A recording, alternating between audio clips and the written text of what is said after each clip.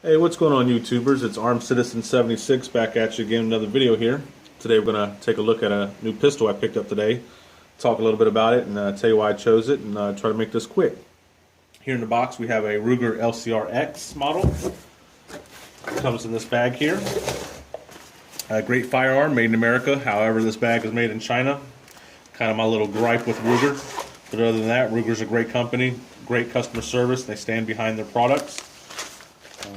This is the model here. Very lightweight.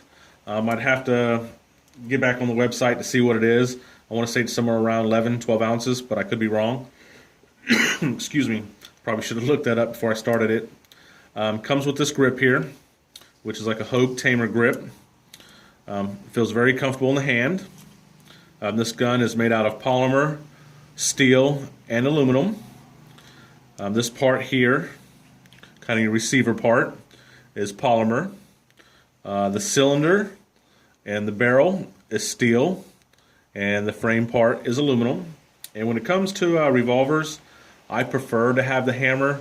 One is cosmetics, and two is I just like the feature of being able to shoot in a single action. Not really fond of the double action only.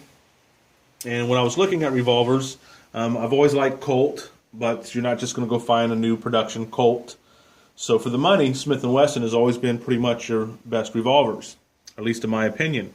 But since they've put in the Clinton lock and the Hillary hole on Smith & Wesson, and they've sold out to the Freedom Group, I no longer support them, and I have no Smith & Wesson firearms, and will I ever buy another Smith & Wesson firearm?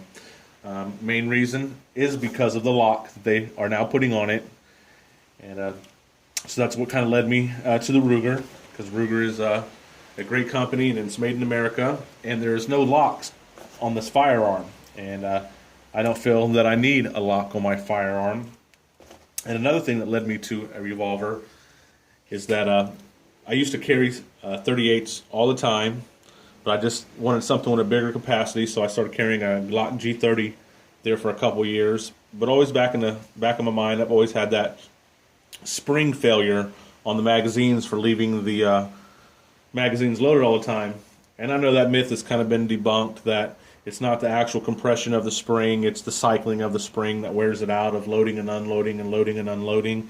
But that still always weighed heavy in my mind, so I kind of wanted to go back with a revolver.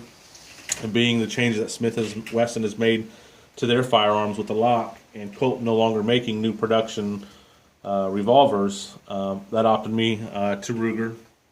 And like I said, I really like it.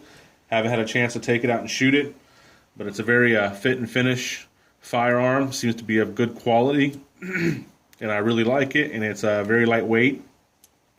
And so for you guys that are looking to get into a small compact revolver, I do recommend getting the Ruger LCR or the LCRX over buying a Smith & Wesson. And it's just a great overall pistol, guys. So until next time, like, share, subscribe, and comment. Later, guys.